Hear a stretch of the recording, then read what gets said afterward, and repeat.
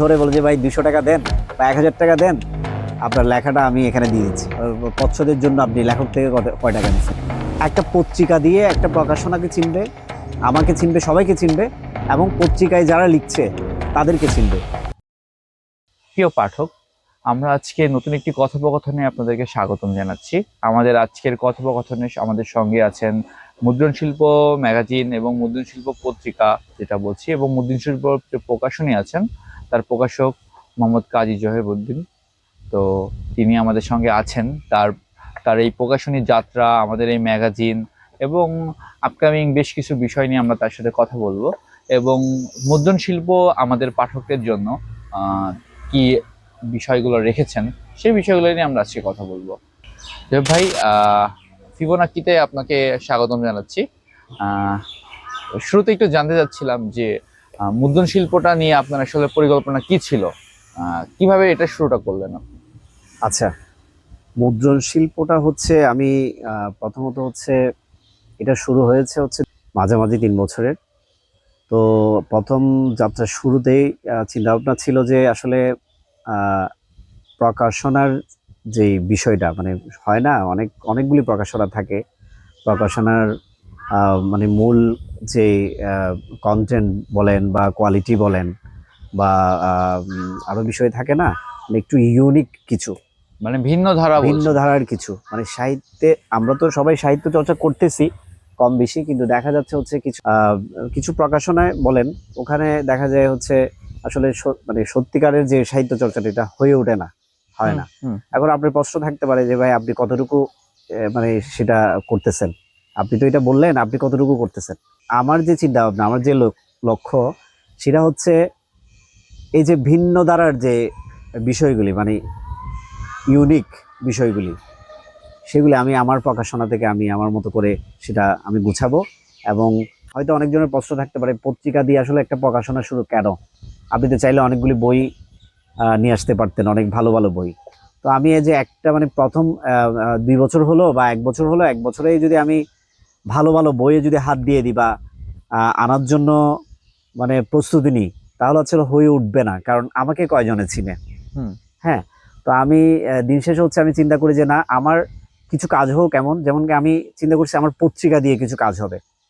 তখন আমি চিন্তা করলাম যে আমি একটা 6 মাসিক একটা বা ষান্মাসিক আর কি একটা পত্রিকা নিয়ে আসি।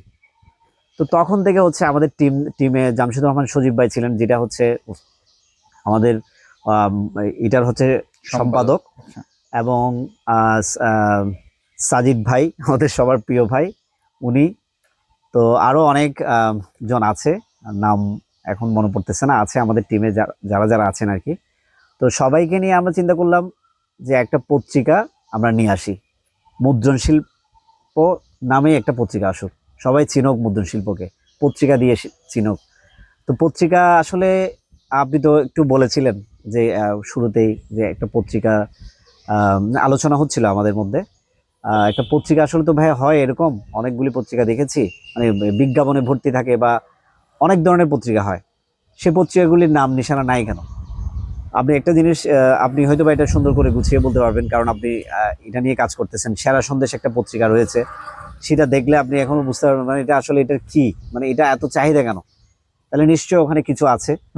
তো আমরা চাচ্ছি একটা পত্রিকা দিয়ে একটা প্রকাশনাকে চিনবে, আমাকে চিনবে, সবাইকে চিনবে, এবং পত্রিকায় যারা লিখছে তাদেরকে চিনবে। আমার প্রথম পত্রিকায় হচ্ছে অনেক ভালো ভালো রাইটার জায়গা পেয়েছে, অনেকজনের লেখা দিছে, সেখান থেকে বাছাই মানে বাছাই করে হচ্ছে তাদের লেখা এখানে এসেছে। তো ভালো ভালো লেখা আছে এখানে, মানে অনেক বিষয়ে একটা পত্রিকায়, মানে সাহিত্যের যত বিষয় আছে সব এখানে আসছে। এখন দ্বিতীয়টাতে আমি করছি কি, সবাইকে সুযোগ দিছি। কিরকম সুযোগ? এখন বলতে পারেন যে ভাই আপনি অমুক রাইটারকে ধরে বলে যে ভাই 200 টাকা দেন বা 1000 টাকা দেন, আপনার লেখাটা আমি এখানে দিয়ে দিচ্ছি, বিষয়টা এরকম না। সবাইকে সুযোগ দেওয়া হয়েছে বলতে, তরুণ যারা লেখালেখি করতেছে তাদের আসলে মানে তাদের লেখাটা আসলে পৌঁছানো দরকার পাঠকের কাছে। তো সেজন্য হচ্ছে আমরা করছি কি, সবার লেখা নিয়েছি। সবার লেখা নেওয়ার পর মানে বাছাই করে তরুণ লেখকদের যে লেখাগুলি ভালো হয়েছে সেগুলি আমরা এখানে তুলে ধরছি। এবং আরো অনেক বিষয়, আপনি বিজ্ঞাপনের কথা বললেন, মানে আলোচনার আগে আর কি, আমরা আলোচনা যখন করতেছি, বিজ্ঞাপন আসলে অনেক রকমের বিজ্ঞাপন দেয়। কেউ ঝালমুড়ির দোকানের বিজ্ঞাপন দিতে পারে, ফুচকার দোকানের বিজ্ঞাপন দিতে পারে, আবার নিজের যে ব্যাটারির দোকানের বিজ্ঞাপনও দিতে পারে না। তো বিজ্ঞাপন হচ্ছে বিজ্ঞাপন, কিন্তু আমরা সেটাতেও একটু ভিন্নতা নিয়ে এসেছি। যেমন কি আপনি খুললেই দেখতে পারবেন আমাদের অনেকগুলি পৃষ্ঠা জুড়ে হচ্ছে বইয়ের বিজ্ঞাপন। এখন আপনি বলতে পারেন যে ভাই প্রত্যেকটা বইয়ের প্রচ্ছদের জন্য আপনি লেখক থেকে কয় টাকা নিচ্ছেন? আসলে লেখক থেকে কোনো টাকা নেওয়া হয় নাই।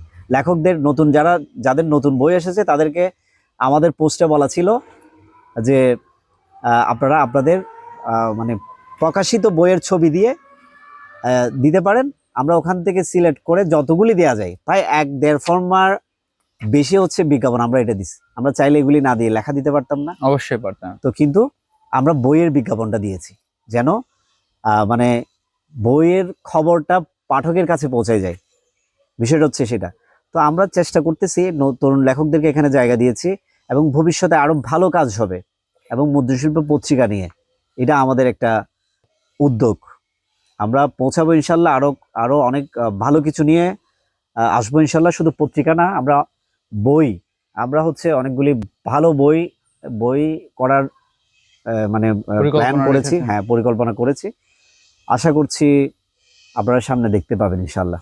মুদ্রণ শিল্পর যাত্রা, মুদ্রণ শিল্প পত্রিকা এবং মুদ্রণ শিল্পের ভবিষ্যৎ পরিকল্পনার কিছুটা আভাস আমরা ইতিমধ্যে পেয়েছি।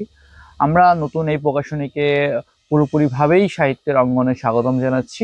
আমরা ফিবোনাকি যতটুকু সম্ভব, যত দিক থেকে সম্ভব আমরা মুদ্রণ শিল্পের সঙ্গে আছি। মুদ্রণ শিল্প আশা করছি আমাদেরকে এমন সব কন্টেন্ট দিবেন যেন আমাদের পাঠকরাও সেই মুদ্রণ শিল্পের কন্টেন্ট সিলেকশনের উপর আস্থা রাখতে পারে। তো আমাদের এই ম্যাগাজিন দুটো এসেছেন, মুদ্রণ শিল্প থেকে এসেছে। মুদ্রণ শিল্প এটা প্রথম সংখ্যা, এটা দ্বিতীয় সংখ্যা। আপনারা এটা সংগ্রহ করতে পারেন, নতুন এই যাত্রাকে স্বাগতম জানাতে পারেন। আর ফিবোনাকি থেকে আপনারা এটা অর্ডার করতে পারবেন, আমরা সারা দেশে এটা ডেলিভারি করে থাকি। আর আপনারা জানাতে পারেন যে পরবর্তী আমরা কোন কন্টেন্ট নিয়ে আপনাদের সামনে আসতে পারি, বা এমন কিছু কন্টেন্ট থাকে বা এমন কিছু বই থাকে যা আলোচনা পাওয়ার যোগ্য কিন্তু আলোচনা পায় না, যেটা পাঠক প্রিয় হওয়ার কথা সেটা হচ্ছে না। দেখবেন বাজারে এরকম অযাচিত অনেক বই আছে যা আসলে মানে কিছুই না। আমরা সাহিত্য বলতে কি বুঝি? যে বইটা আমার ভেতরটাকে পরিবর্তন করবে, ভেতরটাকে নাড়া দেবে, আমার মূল্যবোধকে পরিবর্তন করবে, সেটাই মূলত আমাদের সাহিত্য চর্চার উদ্দেশ্য। কিন্তু আমরা যদি পড়ে কোনো কিছু উপলব্ধি করতে না পারি, নিজেকে বুঝতে না পারি, তাহলে তো সেই বই পড়ার কোনো অর্থ হয় না। তো মুদ্রণ শিল্প দুটো পত্রিকা আমার সংগ্রহে আছে, আমি দুটো নিয়ে পড়াশোনা করব, জানবো, আপনাদেরকে জানাবো পরবর্তী আমার ভিডিওতে। সিরিয়াল ক্রমে আমি ম্যাগাজিনগুলো নিয়ে কাজ করব। সো আমাকে আরও ম্যাগাজিন সম্পর্কে সাজেশন দিতে পারেন। আর এই ভিডিওটা যদি আপনি পুরোপুরি আমাদের এখানে দেখে থাকেন, আপনাকে অসংখ্য ধন্যবাদ। কারণ আমরা একলা নই, আমরা সকলে মিলেই আমরা আমাদের সাহিত্যের অঙ্গনটাকে আরো সমৃদ্ধি করতে চাই। সবাই ভালো থাকবেন, ধন্যবাদ।